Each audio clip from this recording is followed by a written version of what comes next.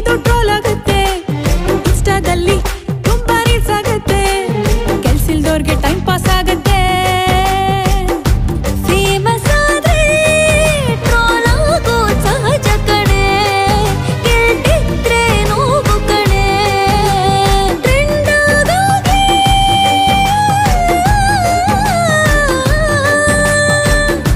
likes ಬರ್ಲಿ ಇನ್ನು ಜಾಸ್ತಿ ಶೇರ್ ಆಗ್ಲಿ ಇದು ಅವನಿಗೂ ರೀಚ್ ಆಗ್ಲಿ